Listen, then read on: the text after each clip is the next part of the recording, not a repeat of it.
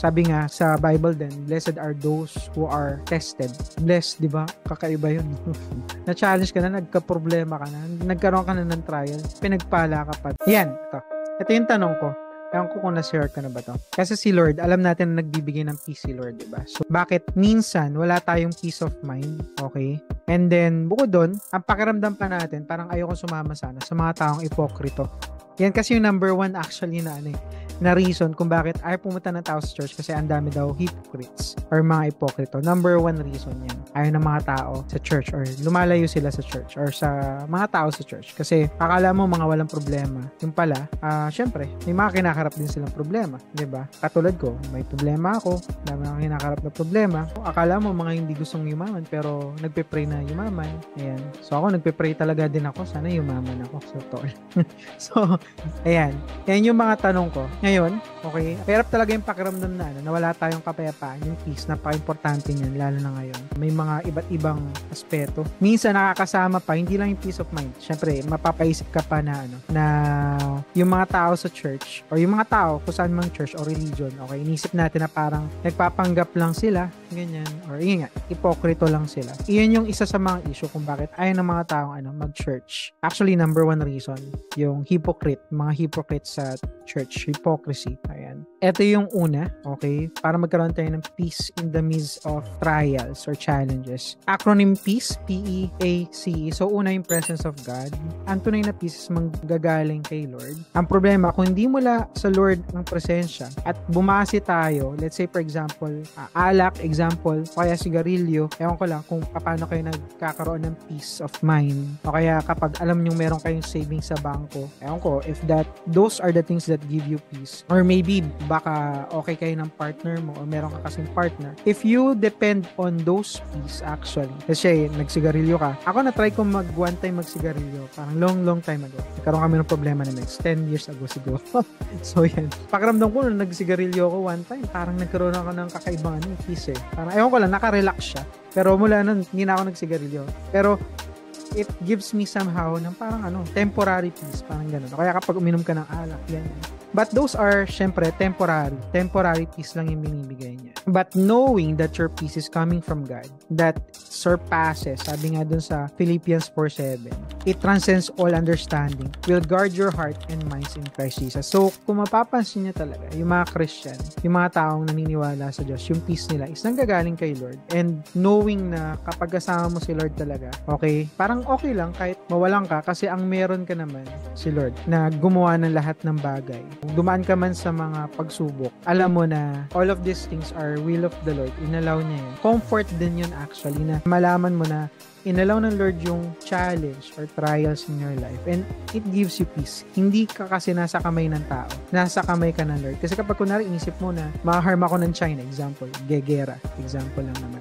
But if God doesn't allow that to happen, hindi naman talaga tayo ma-harm ng China. And if that happened to you, it is still a comfort kasi inalaw ng Diyos. And if God allows bad things to happen to you, it is not actually bad thing, but it is something that will bring something, change in you, okay? And glory for the Lord. So, yun yung maganda dong part. Then, letter E is embrace authenticity. Huwag tayo mapanggap na walang problema. Katulad ko kanina, actually, I wanted to be transparent and honest sa inyo. Ayoko naman na para maging ipokrito na, ay, okay lang sila na mali. So, tao lang din ako, okay, na naasab din ako, ganyan. Siyempre, sabi nga, when there is a problem, number 1, you should approach it with 100% truth. And number 2, with 100% love. Sinabi ko, totoo naman yun. Siyempre, may meeting tayo, example.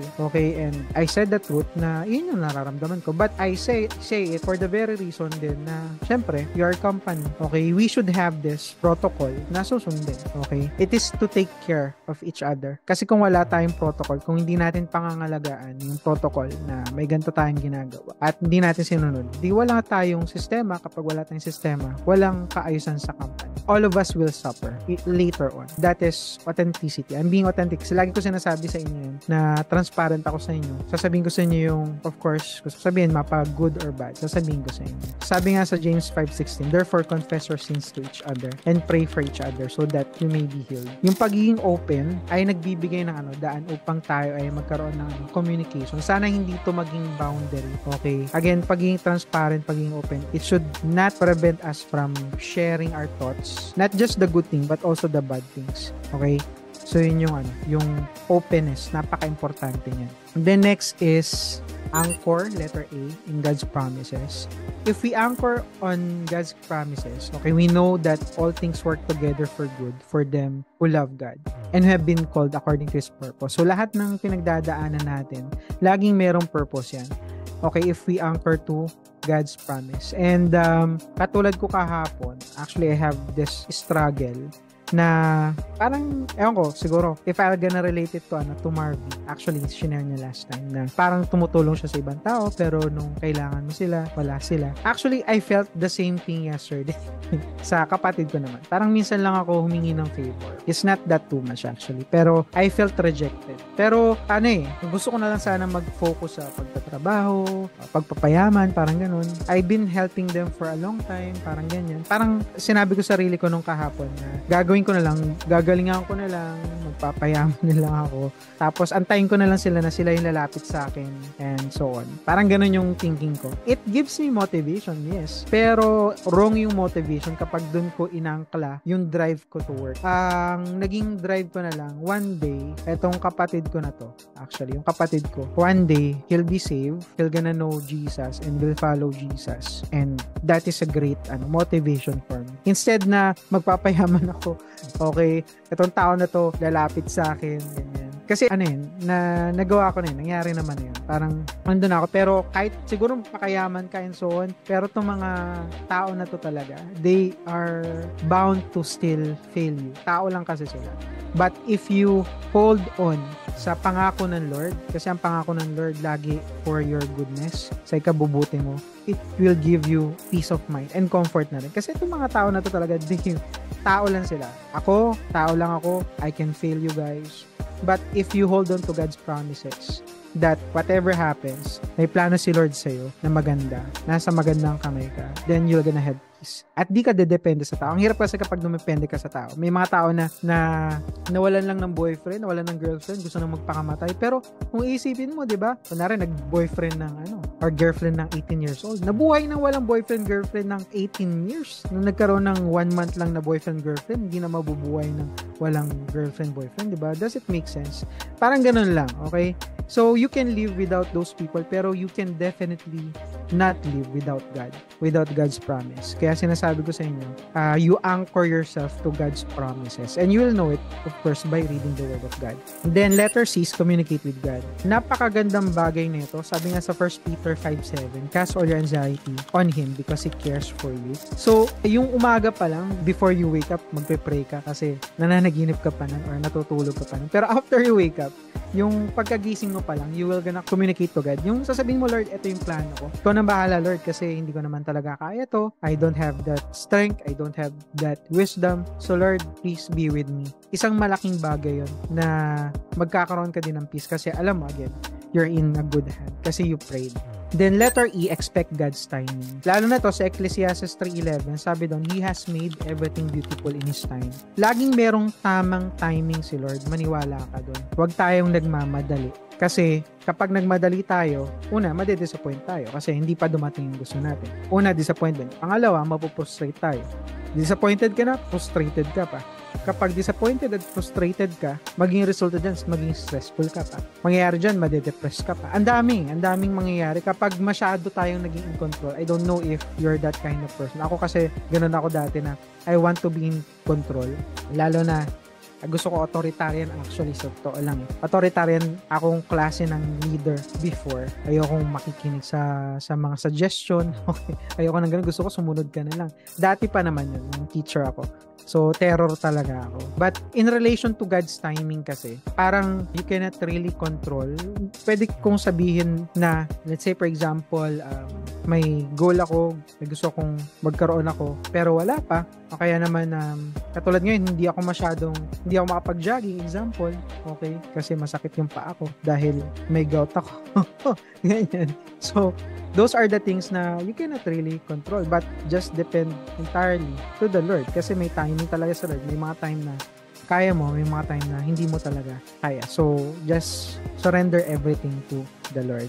And in conclusion, okay, yung peace natin, matatagpuan natin kay Lord, okay, sa presensya ng Lord. At di nangangalugan, okay, na mahawalan lahat ng ating problema. Kundi, may kasama tayo na nagbibigay ng lakas sa atin. So, again, actually, ang hirap maging Christian, sa totoo lang. Mahirap maging Christian in a way dahil may mga taong tumitingin sa'yo na Christian ka pa naman, diba? Tapos, ganito ka. Tapos, may mga ganun kasi, syempre. O kaya naman, baka ma-take advantage ka ng mga tao kasi alam nila na mabait ka. Diba? Yun yung mga thoughts actually. Kapag Christian ka, baka ma-take advantage ako dahil baka masyado akong mabait. O kaya naman, ako naman, baka mamaya isipin na itong mga to, Christian pa man din ako, bakit ako ganito klaseng leader, diba? Parang ang hirap, mahirap maging Christian sa totoo lang. But by the help of God, at syempre, hindi lang to sa Christian, but sa kung sino man, kahit non-Christian pa. Hindi porke naniwala ka sa Lord, mawawala na lahat ng problema mo. Hindi ganun yun. Sa totoo lang, magkakaroon ka ng reason, ng purpose, kung bakit ka nagkakaroon ng problema. Nagkakaroon siya ng purpose. Hindi yung tipong nagkaroon ka ng problema, pero you are crying, parang wala ka ng direction, meron kang challenge, naasar ka, na-visit ka. If you have God, you will have, actually, ang taong merong Diyos at walang Diyos, parehas lang naman sila ng na-encounter na problema, sa totoo lang. Pero magkaiba sila ng approach sa problema. They think na ang problema ay kalooban ng Lord kapag meron silang Lord sa buhay. Kapag wala ka naman Lord, ang isipin mo, I will try to figure out myself. O kaya, magbe-blame sila ng ibang tao. Worst case scenario, di ba? Kasi kasalanan niya, kasi kasalanan nito. Ang nangyayari, hindi tayo nag-grow as a person. Pero if we think na si Lord ang may kalooban ng mga bagay-bagay, we will grow, we will accept those problems, okay, and ask God to change us so that this problem na meron tayong kinakaharap or will gonna change us. Okay, di ba? Ang natutunan kasi natin sa school, usually, ay mag-aaral ka muna, tsaka may test. May learning ka muna, tsaka may test. Pero ang totoong buhay, actually, itetest ka muna, tsaka ka magkakaroon ng learning. That's the reason why na may testing ka, malalaman mo, ay, kaya pala ako tinest ng Lord. Kasi nga, merong gustong ituro sa akin si Lord. I don't know if you have experienced that, but that's the way God works in our life. He tests us. Sabi nga sa Bible din, blessed are those who are tested. Blessed, di ba? Kakaiba yun. Na-challenge ka na, nagka-problema ka na, nagkaroon ka na ng trial, pinagpala ka pa daw, sabi dun sa Bible. Pero kaya pala pinagpala, kasi nga, once you are tested, you'll learn from the Lord. Okay, you'll learn. You're gonna grow as a person to the Lord. So again, that will give you peace in the midst of trials, in the midst of challenges. Kaya, yun, yung peace na yun ay manggagaling talaga kay Lord, knowing that God will not gonna let us down.